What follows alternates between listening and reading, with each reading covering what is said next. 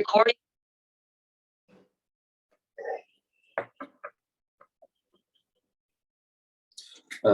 Jadi menurut saya sebenarnya kemudahan ion untuk menangkap untuk melewati struktur untuk bisa bertransport dalam suatu material gitu. Dari sini bahasanya polimer. Berarti kemudian ion untuk melewati struktur polimer tersebut. Selanjutnya, nah ini untuk apa sih mekanisme apa yang bisa terjadi dalam transport ion pada polimer? Ada dua, ada hopping mechanism dan Grotius mechanism. Untuk hopping itu dibagi jadi 4, ada interchain hopping, ada intrachain hopping, ada dua jenis utamanya, ada interchain sama intrachain. Kalau interchain itu antar dua rantai, kalau intrachain itu dalam rantai itu sendiri. Nah, untuk yang pertama ada interchain hopping, itu berarti si ionnya yang positif yang merah itu berpindah dari gugus fungsi, di mana gugus fungsi itu berada di satu ion tersebut, berada di rantai yang sama gitu loh. Terus yang kedua ada intrachain hopping via ion cluster, berarti ionnya itu berpindah dari sebuah cluster ion. Cluster ion itu yang ini, yang ada plus ini, ion cluster. Nah, jadi ion cluster berpindah ke gugus fungsi yang lain tetapi dalam satu rantai yang sama. Terus ada yang interchain, berarti ini antara dua rantai yang berbeda. Nah, di mana gugus fungsinya di satu gugus fungsi yang ini, rantai yang ini berpindah ke gugus fungsi yang lain tapi rantai yang ini. Nah, perbedaannya kayak gitu. Terus ada juga nih interchain hopping, tapi dia via ion cluster sama kayak tadi, tapi dia berpindahnya dua rantai berbeda tapi via ion cluster, berarti ada kumpulan ion baru pindah ke rantai satunya. Tuh. Nah, untuk Grotius mechanism itu ada diffusion dan migration mechanism, di mana kayak ya H2O, H+ berdifusi ke H2O untuk H3O+, so ada convection mechanism. Terus ada yang ketiga, ada Grotius mechanism. Nah, Grotius mechanism ini sebenarnya kayak membuat ion itu bergerak di salah satu kayak transport air kayak sungai gitu. Nah, sebenarnya prinsipnya itu dia tuh mereduksi dasar dari hidrogen bond. Nah, di mana di sini kita punya rantainya backbone-nya backbone rantai itu hidrofilik, tapi backbone-nya itu hidrofobik, berarti dia menolak air. Nah, tapi kita memiliki gugus fungsi yang hidrofilik nih, berarti dia suka sama air. Nah, kalau kita suka sama air, berarti antara gugus fungsi ini ada ikatan hidrogen gitu, hidrogen bond. Nah, maka dari itu adalah disebut areanya bulk transfer mechanism. Nah, dari situ ion dari setiap rantai ini bisa berpindah-pindah dari ini ke sini, ini ke sini, ini ke sini. Nah, jadi kalau di polimer, nah kita tuh membuat polimer itu bisa melewati si ionnya mudah ke sini. Nah, karena rantai ini hidrofilik, dia suka sama air nih. Nah, sehingga membentuk bulk transfer mechanism sehingga ionnya itu bisa berpindah. Nah, terus hubungan struktur polimer dengan mekanisme kedua tadi nih. Nah, kalau hopping itu kan kita tahu nih polimer, kalau di polimer ada dua ya, ada amorfus sama kristalin. Kalau untuk amorfus bisa kita lihat dia itu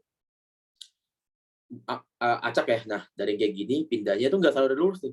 Kalau untuk yang interchain ya bisa dari kayak gini jadi kayak gini, dari sini kayak gini. Nah, terus selanjutnya kalau yang ke kristalin lebih rapi. Nah, kalau lebih rapi berarti antar rantai itu dia lebih teratur, enggak yang kayak gini. Nah, perbedaannya di situ doang sih sebenarnya. Terus selanjutnya di Grotius mechanism. Nah, karena kita tahu nih polimer tuh ini ya ada yang acak ya, amorfus gitu ya. Nah, kalau kita lihat nih gugus fungsi yang hidrofilik itu acak nih kayak gini. Ada yang ke sini, ada yang ke sini, ada yang ke sini, ada yang di sini, ada yang di sini, ada yang di sini. Nah, tapi kalau kita bikin dia kayak bersatu, nah makanya dia membuat si ion itu lebih berkumpul sehingga membentuk bulk transfer mechanism yang di sini. Kemudian kita bahas tadi itu. Nah, selanjutnya faktor apanya mempengaruhi fungsi ion itu ada 5. Ada natural electrolyte, di mana kalau electrolyte kuat cenderung terionisis sempurna. Jadi kalau kita emang ion dari electrolyte itu electrolyte dari si polimer itu emang kuat ya, berarti si ionnya itu bisa terionisis sempurna gitu loh. Terus ada science of ions gitu loh. Nah, semakin besar ion, jadi polimer ion itu akan lebih mudah bergerak ketika ionnya lebih kecil gitu, H+. Nah, kalau OH kan lebih gede, makanya agak kecil nih konduktivitasnya. Terus kalau temperatur, nah kalau semakin besar temperatur, maka disosiasi si ionnya makin meningkat, terus makin banyak bergerak, terus konduktivitasnya meningkat gitu loh. Kan semakin energi makin tinggi. Terus ada polimer morfologi ya sama tadi. Kalau kita mau ionnya untuk transport di polimer ini, nah kalau disuruh ini dia agak susah bergerak soalnya untuk melakukan transport mekanisme itu agak terpisah-pisah. Ada yang di sini, ada yang di sini, ada yang di sini. Nah, tapi kalau ini dia terfokus ke sini. Jadi lebih lancar gitu jalannya. Agak ada belok-belok, tinggal lurus doang. Nah, selanjutnya ke humidity ya. Nah, karena ini merupakan apa ya, hidrofilik, berarti kalau higher water content berarti higher conductivity, dari conductivity bagus fungsinya, terus higher ion conductivity. Nah, terus lanjut ke aplikasi dari penggunaan konduktivitas dari konduktivitas ion gitu loh. Nah, membrane elektrolit, MVC, biasanya digunakan untuk MVC ya, polymer electrode membrane fuel cell. Nah, dari biasanya atau yang sebelumnya, exchange membrane dari membrane elektrolit itu menggunakan inert metal loh, dari aurum, gold, platinum sama palladium. Nah, ini rata-rata agak mahal nih. Nah, kalau kita menggunakan polymer exchange membrane, nah dia lebih murah, terus lebih cepat timbul juga, terus harus lebih banyak, sehingga kita bisa ngatur nih untuk conductivity-nya mau seberapa gitu loh. Nah, daripada yang tertentu seperti aurum atau palladium atau platinum. Nah, jadi fuel cell-nya kayak gini, ada katalisnya, membrannya hijau, ini katoda, ini anoda, ini katalisnya untuk mempercepat reaksi.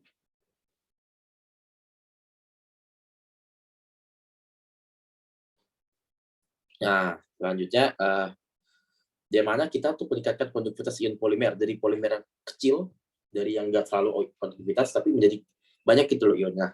Pertama, kita tuh modifikasi gugus fungsinya itu menggunakan ion yang merupakan energi kuat gitu loh. Nah, SO3 kan high acidic ya. Berarti dia merupakan ion yang terkuat nih.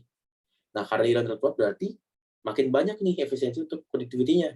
Terus kedua, kita bisa mengatur apabila gugus fungsinya ini hidrofilik. Nah, kita bisa mengatur strukturnya sehingga membentuk river-like. Nah, di mana kita menggunakan blok kopolimer. Nah, sehingga ini berfungsi untuk membuat gugus fungsi untuk saluran teratur, sehingga si ionnya bisa bergerak mudah ke sini dan meningkatkan konduktivitas dari ion polimer tersebut. Nah, apalagi lebih efektifnya ketika kita menggunakan polimer ini di lingkungan yang humidity-nya agak tinggi nih, dominan H2O. Seperti itu. Nah, sebenarnya ini bisa digabung juga kalau kita menggunakan ion yang kuat, tapi dia yang kalau SO3 kan sukar air ya. Nah, apabila kita menggunakan ion kuat yang hidrofilik, terus plus blok polimer dan plus dari dominan H2O, makanya high conductivity sangat tinggi banget. Nah, dari itu keuntungannya, makanya keuntungannya itu salah satu dia kita bisa otak-atik si nilai konduktivitasnya tanpa mengetahui apa-apa gitu. Terus kekurangannya itu satu, emang sih kalau dibandingin metal yang kayak murni kayak aurum itu sangat jauh, nggak jauh banget sih, tapi kayak lower conductivity dari berat yang sempurna gitu. Terus source polimer sendiri, soalnya polimer itu sebenarnya tidak ada yang kristalin banget, tidak ada yang amorfous, jadi kayak random. Nah, karena kerandoman itu susah untuk dibikin strukturnya benar-benar sempurna polimernya. Terus ketiga, manufaktur polimer ini masih sangat sulit, soalnya belum ada teknologi yang marak atau enggak yang masih jarang dilakukan, sehingga alatnya juga sangat susah ditemukan gitu loh.